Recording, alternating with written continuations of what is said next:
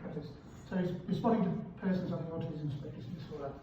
My interest in this, I've got 2 sons on the spectrum, and that's why I'm doing this.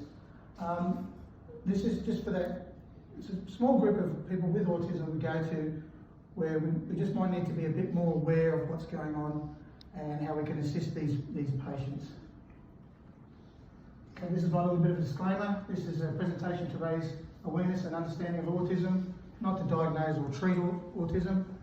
Not an expert, just a paramedic and a dad whose 2 sons are on the spectrum, so I know some stuff. And I have done more research than just watching YouTube while I'm on the toilet. Okay, these are my 2 boys, and that's the photo, and that's probably the best one I could get of them because I don't take good photos. One boy is level 2 autism, inattentive ADHD and mild anxiety.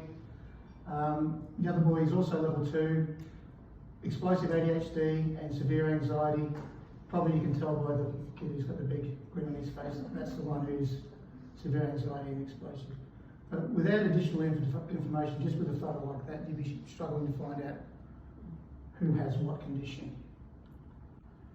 Okay, quickly, who am I? I'm Dave Birch, or Birchie is the started in 07 under diploma programs, qualified in 2010, big year for me in 2010, proposed to the wife, got married.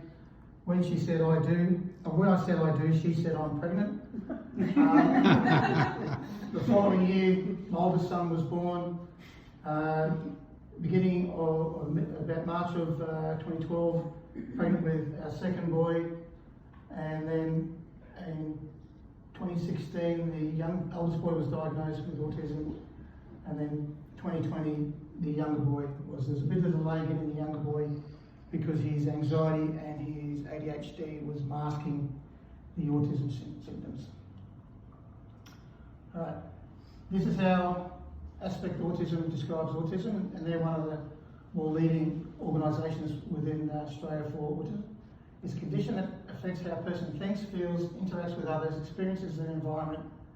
It's a lifelong disability, starts when a person is born and stays with them to old age. Every person is different, and this is why autism is sometimes called a spectrum disorder. Aspect describes autism as a different brilliant, and that's my mantra. I love that saying.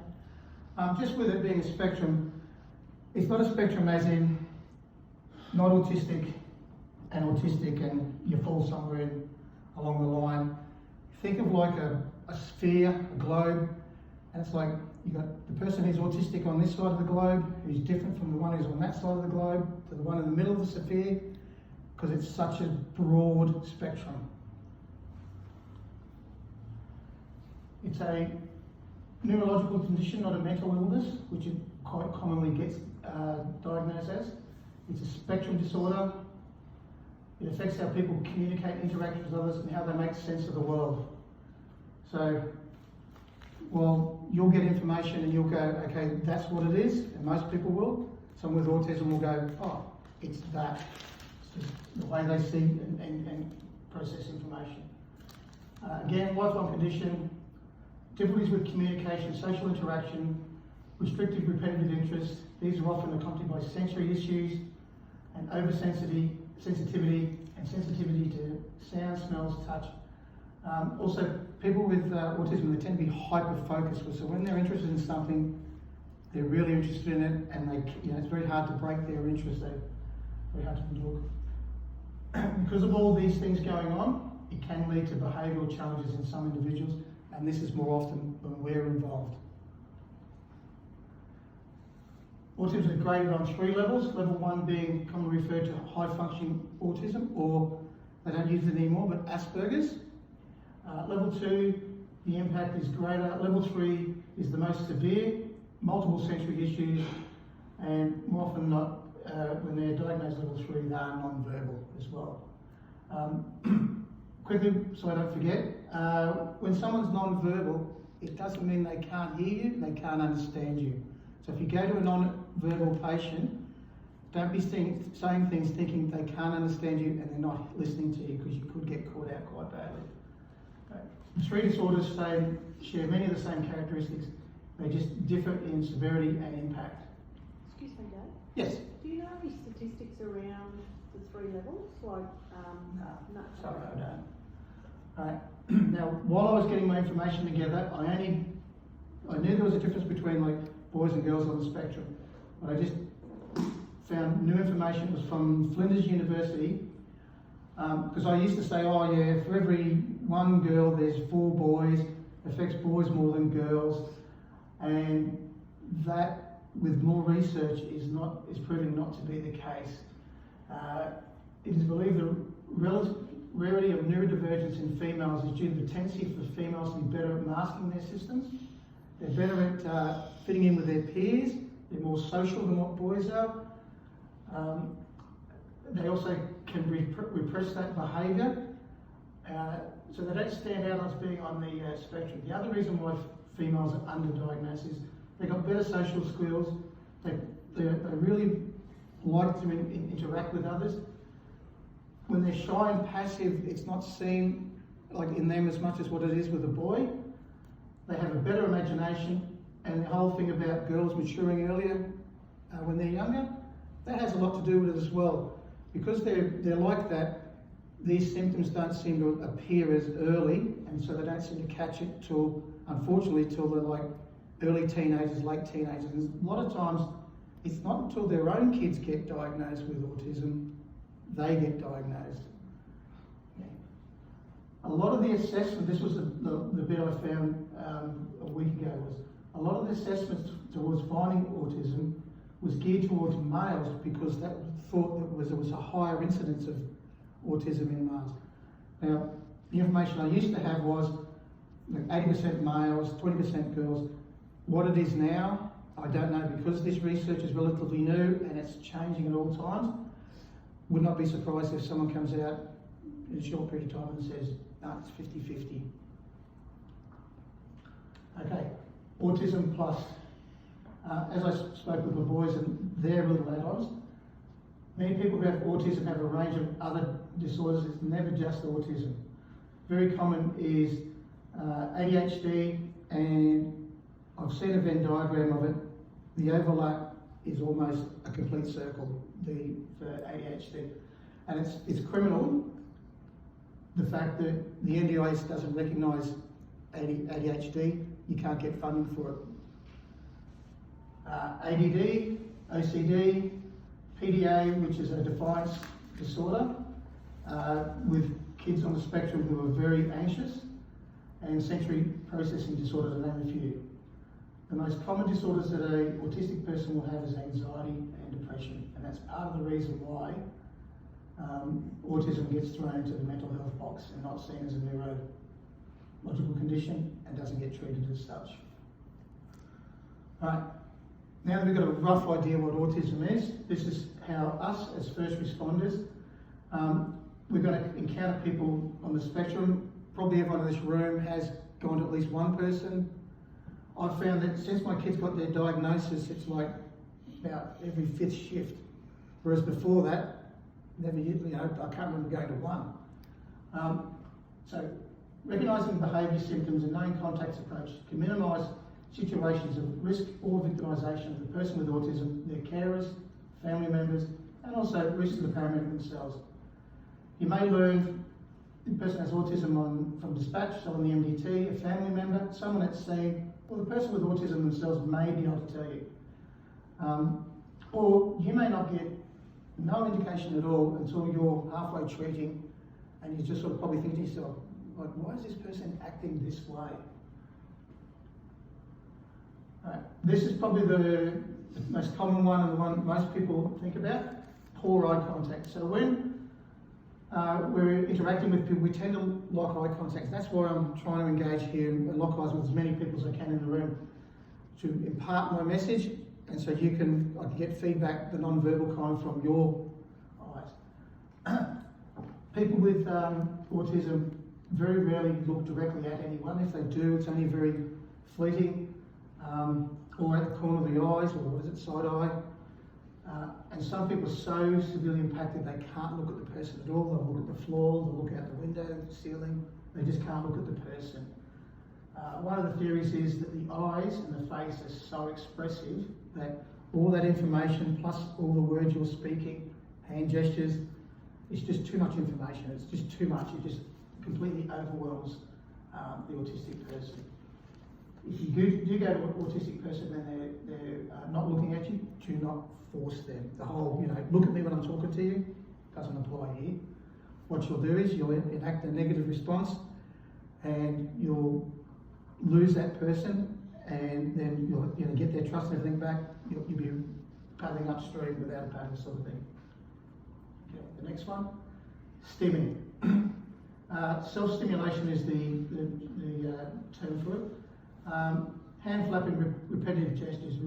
Repetitive movements such as flapping, spinning hand, flicking fingers, rocking backwards and forwards, for example.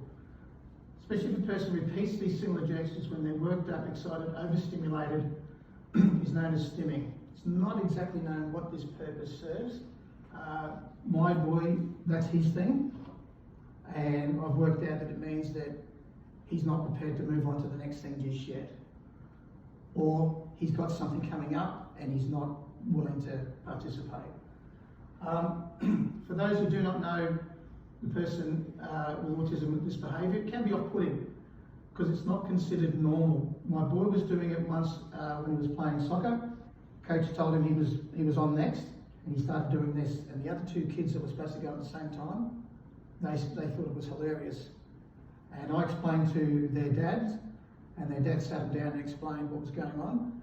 And kids like that sometimes are good because they went, oh, okay, and they just let the son be. Whereas other kids would probably tease. Do you think that it's anxiety about that going on? Yeah. And that's how it helps to calm him? Yeah, self-soothing, self-stimulation. Yeah. Sometimes the stimming can be quite violent, and there is a guy up at Karoi, and I've been to him once, but I've not seen the behaviour. I've only seen the after effects. And his head it looks like someone's kicked a can because it's so out of shape because he hits himself that hard. And it must be off-putting for anyone to witness that. And yeah, so if someone's engaging in stimming behaviour, let them go, but that behaviour, because they're harming themselves so much, it's very hard for you not to get. And I think that guy is like about 110 kilos and has these meltdowns quite regularly, and I think he gets sedated quite regularly as well. Echolalia. The first part of that gives it away. Echolalia repeats sentences, phrases and babble. So they repeat noises, phrases they hear, because they may not be able to communicate effectively and they struggle to express their own thoughts. For example, someone with echolalia might be only able to repeat the question rather than answer. In some cases, it's an attempt to communicate, learn language, practice the language, or to buy time so they can understand what's being said and then they can provide an answer. So, neurotypical person, so that's us. Someone fires a question at you, takes you about 4 seconds to get the question, process it, provide an answer. An autistic person may need 10 seconds or longer. Right. Before I move on, just a quick, like a case study thing. I went to an RTC and the scenario was guy's drunk, didn't want to drive home, handed the keys to his autistic mate. They'd been involved in a car accident, it wasn't their fault. And so the police went to breathalyse him and he kept on blowing 0-0, but he was doing the stimming, he wasn't looking at the police, and he was echolalia as well. And so he was convinced he was drunk. And so when we got there, he's going, I don't know what's going on, and he was going to get another, he actually was going to get another machine because he obviously thought this one was broken. And so when we got there, the drunk mate was so pissed he couldn't tell us if he was autistic or not. But when I was observing him, I went, and I actually asked the guy, said, are you autistic? And he said, yes, I am. And so when the police finally got back, I said, he's not drunk, he's just autistic. And he went, oh, okay. Because it then made sense to him. Right. Other possible signs of autism senses. People with autism, their sensories are very heightened and sensory aversion. It can cause their senses to go into overdrive. So persons with autism can be very sensitive to flashing lights and loud noises. flashing lights, loud noises. What's that? That's an ambulance, isn't it? So, everyday sounds may be hard for them to hear. They may hold their hands over their ears or wear headphones. One of my kids used to wear just the $10 Bunnings headphones for 1 year of school, just because that was the only way he could sort of make it through the school day. Just go back to your car accident. Yep. Is it common that autistic people have a license? There's no reason why they can't. I think it's more that levels we were talking about, 1, 2, 3. You probably find that one's a level 1, because the further down you go, they just probably haven't got the. Because you make mention of needing up to possibly 10 seconds to process information. Yeah, so that's probably why it's not a good idea for someone. Because people with autism, another thing is they don't changes. They don't deal with them very well. And what's a road? There's always changes on the road. You should imagine a regular assessment from authorities that give them a license. Only if you tell them you've got autism. Okay. What was it? Oh yeah. So a person may try to smell everything, and certain smells can overwhelm. Same can be said for tactile stimulation. Stereotypical behaviour. So a person may seem to get stuck in certain habits, interests or behaviours, or they may want to hold the same object, refusing to put it down, even though they're having to do something else. One of the kids in my boy's swimming lesson, he had a toy he refused to let go of, and so the teacher just let him swim with it. So he'd do breaststroke, backstroke, freestyle, whatever, hang on to this thing. Or they may line up things. My younger boy lines up dinosaurs all the time. Not as much now as what he used to, but that's his thing. Many people on the spectrum also suffer from OCD. Medications. So just as we go to people and we see, oh yeah, you're on metformin, diabetic, or you're on Seretide, Ventolin, asthmatic, or you're on Minax, aspirin, Furosemide. Oh, we better do a 12 lead. These are just some of the more common medications that people with autism get, but it's not so much for the autism, it's for like anxiety, ADHD, aggression, sleep and insomnia. So the common ones are the Ritalin, dexamethamphetamine, because they're stimulant medications, and there's another one there, the intuitive, that's a non-stimulant, that's to help with their focus. The Lovan or fluoxetine, that's for anxiety, and melatonin.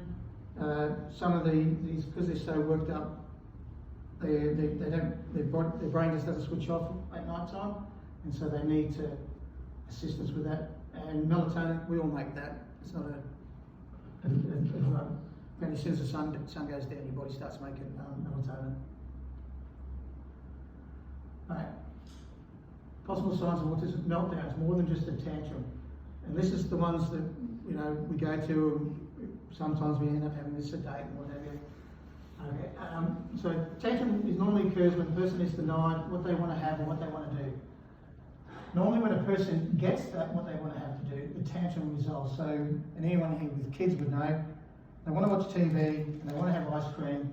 Boof, tantrum. All right, watch TV. Here's your ice cream. Tantrum's over. Not the case with a meltdown, because it's not an emotional response. Meltdowns are a reaction to feeling overwhelmed and often seen as a result of overstimulation. A tantrum can lead to a meltdown, so sometimes it's hard to differentiate between the two.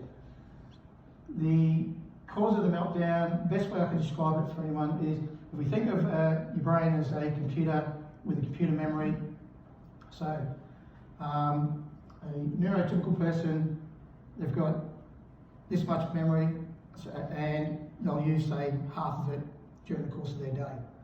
A neurodiverse person or someone with autism, they've got the same amount of memory, but just to get through their normal day, instead of using this much, they're having to use almost all of it. So they're only left with that little bit, what's called cognitive cognitive reserves, to work out how to move on with the next function. And if it's something decent, they haven't got enough there to work it out, and so that's sometimes when they just break down and they end up going into a meltdown. I hope I explained that Mm. well for everyone. Right. So these are just response tips, things that we can do when responding to people. So if responding to a person with autism wasn't difficult enough, the age can also mean you modify your approach. Same as we modify our approach when we deal with children, same can be held for persons on the spectrum. If you're dealing with someone on the spectrum who's over the age of 50, there's a very good chance they haven't had any of the medications, any of the therapies that are available today, and so they may not react the way you may think, or they might even know they're on the spectrum. Now this also be hold true for low socioeconomic ones. It's mainly because they haven't got the funds, so they have to go through the public health system. To get diagnosed, kids have to go through and see a paediatrician. Now I say if you've had enough of being a paramedic, become a paediatrician, because the wait times to get into those is phenomenal, and it is expensive. It's very expensive. It's cheap, I like that. Just 20 bucks a discount. Yeah, that will become a psychologist as well, because the wait lines to get into those is just phenomenal as well. Alright, so these are our response tips. So, space. Make sure there's a safe distance between yourself and the person with autism. An autistic person may suddenly invade your personal space, or they may think you're invading their personal space. Some autistic people, they just don't understand the concept of personal space. So initially on your first approach, nice and gentle, take your time, don't rush in, make sure you've got a good boundary set up between the two ears, otherwise it could enact a negative response. And once you've got that negative response, you're running uphill. Okay. Time. Right. It's two parts of the time. Right. These are very complex cases and may be many different aspects to deal with it. So if you go to that person that's having the meltdown or having a bad moment, allow them enough time to de-escalate themselves to a level of social engagement. It is better that you let them de-escalate themselves than you try to force them into a resolution that they're not ready for. So, and the other side of that is when you go to someone or someone with autism in the house, chances are there'll be the person you're going to see for whatever reason, he has autism. There'll be siblings in the house that also have autism. Mum and dad, if they're there, both are there, their cognitive reserve will be just about to nil because they've been trying to manage this household all day. And unfortunately, autistic households, there's a high degree of separation and divorce. So the chances are there'll only be one parent there, and if there is one, it's probably going to be mum, because dad's decided I'm taking the easy option and he's off. So you've got to deal with all that as well. So you might have to get on the comm centre and just say, listen, I'm going to need a bit more time here. I've got a lot to work through. All right, patience. Now this is what I was talking about before about the 4 seconds. So you're talking to someone with autism. You've given them the 10-15 seconds, and it's only 10-15 seconds, but it feels like a long time when you're trying to get answers. And so you might have to rephrase the question or repeat the question multiple times. Slow down. So speak direct, because people with autism, they're black and white, they don't do shades of grey. Short phrases, one question at a time. Stand up now, how can I help? If you speak too fast, ask too many questions, they won't be able to process what you're asking them. Don't start a new question until you've allowed the person to answer the previous one. Move slowly, performing exams distal to proximal. I think that's in our CPM somewhere about when we're performing. Explain what you're going to do in advance and as you do it. I went to a non-verbal guy out at back of Beerwah. He punched the only window that was glass, all the other ones are perspex, and he opened himself up along there. So what I did was, as I bandaged myself, and I was explaining the whole time about what I was doing and what I needed to do with him, as by the time I finished bandaging my arm, he was okay with the idea of me bandaging his arm. Okay, so if you do things like that, It may avert unnecessary anxiety, outbursts or aggression from the patient. Slang. Avoid slang expressions like what's up your sleeve, are you pulling my leg? Autistic people are very literal, black and white, don't do shades of grey, and don't understand subtle nuances, meanings of slang or expressions like the ones outlined. I've seen a YouTube clip, and it's a dad trying to teach his son how to play T-ball. So it's like that pool needle, ball on top, kid's got the bat, he's swinging, he's missing, he's not getting anywhere near the ball. And his dad just goes, come on son, keep your eye on the ball. To which the son went over and put his eye on the ball. And the dad came over and gave his son a hug because he realised it wasn't the kid's fault, he just phrased it, what he wanted to say, not in terms that the autistic person could understand. Rapport. Build a rapport with the patient. Talk calmly, softly, model behaviour like to display. Find out what they're interested in and engage in that interest. Once you've established a connection, you can use that connection to build trust and assist with de-escalation of the patient and move forward with treating the patient.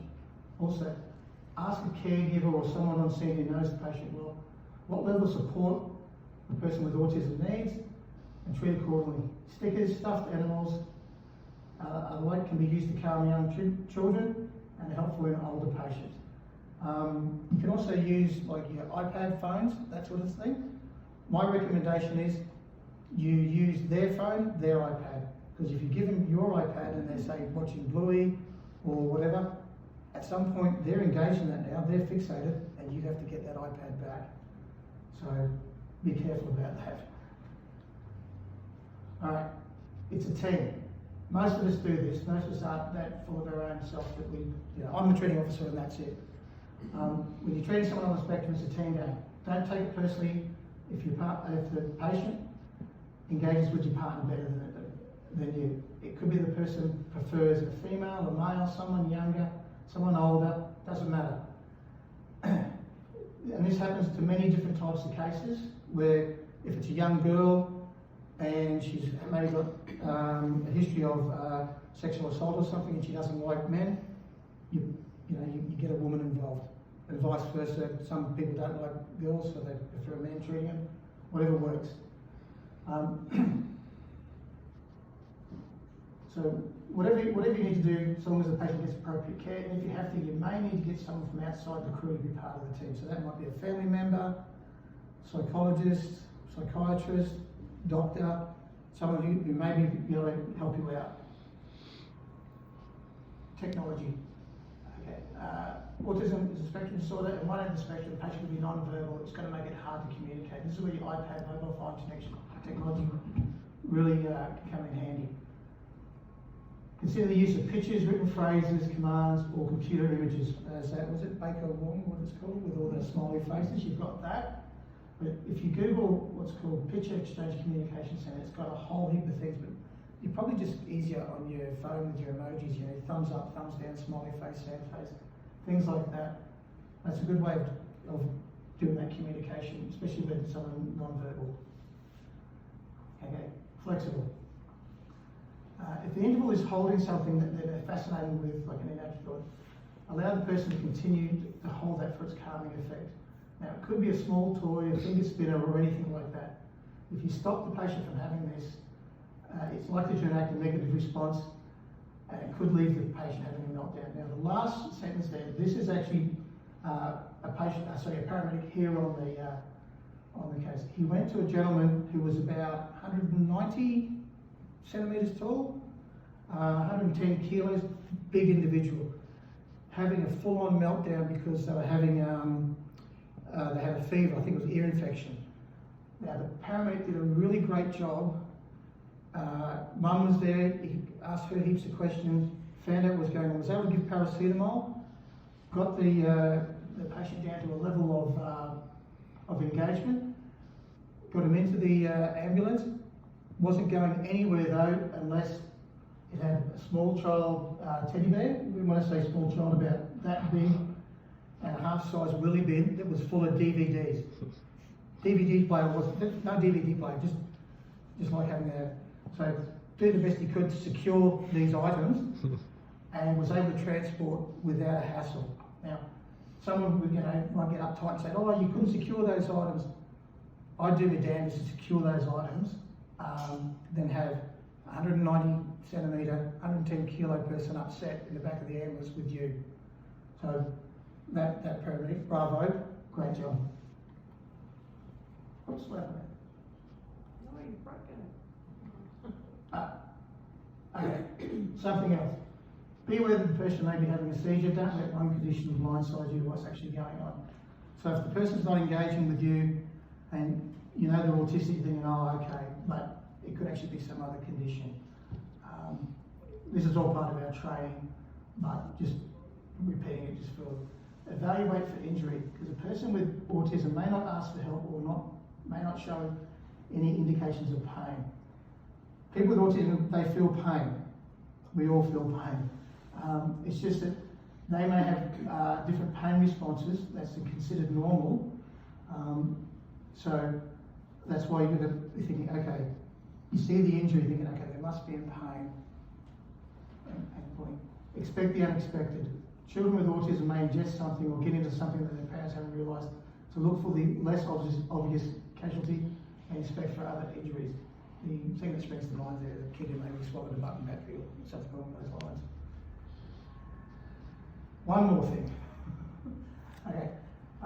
When handing the patient over at hospital, ensure that you have, as well as the medical and clinical information about the patient, you hand over things like his sensitivities, aversions, triggers, etc., to ensure the patient is placed in a suitable area of the hospital.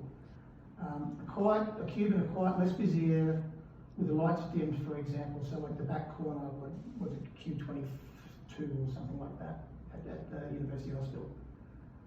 Also consider that the most appropriate destination might not be hospital. It might be the patient's doctor, psychologist, therapist, or even the patient's own residence. Okay, if the patient's fractured a femur, having an asthma attack, they're going to hospital, you just have to work around that. But if they just had a bit of a moment and you've de-escalated them, hospital's probably not the place. Maybe their home or their doctor might get better.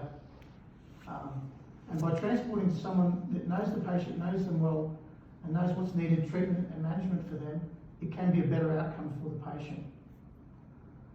Remember, as good as hospitals are, they don't have too many trained staff there with dealing with persons on the spectrum.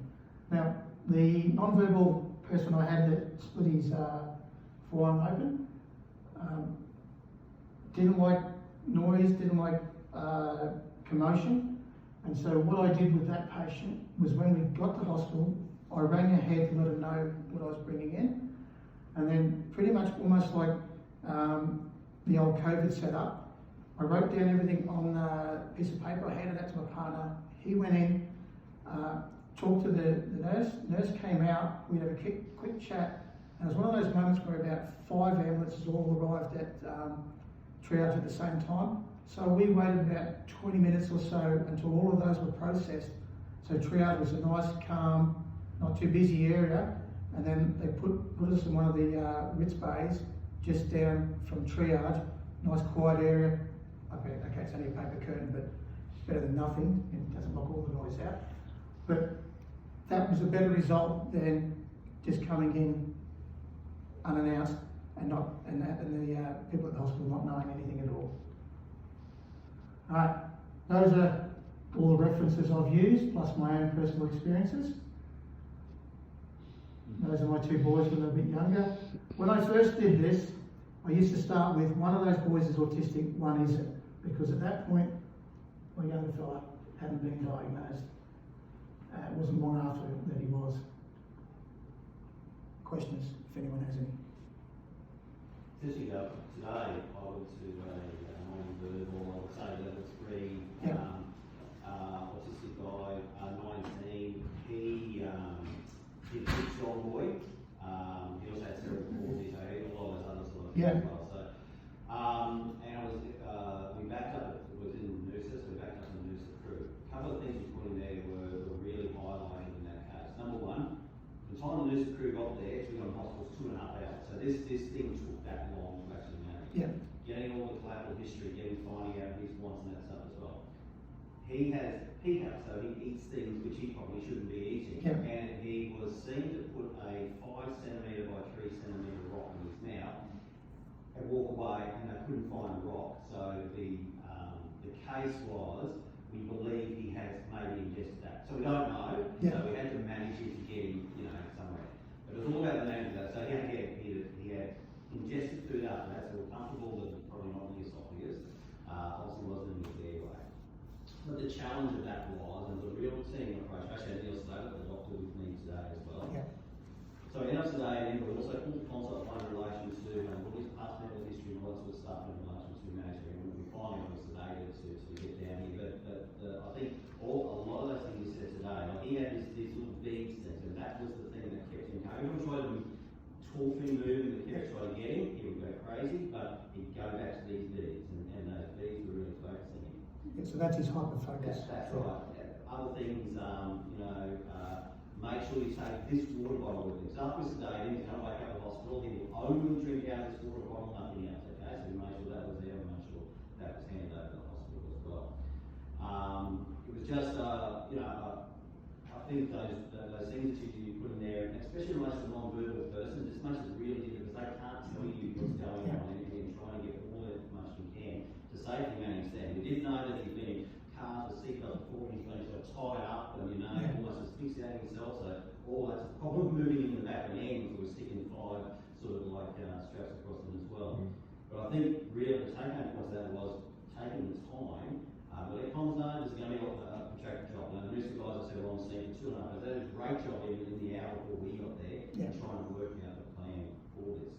So I think, really highlights one of the things that you put there about how to manage these really challenging cases that we don't see that every day. But I think it also you say it's a lot more common than probably what even we know. Yeah.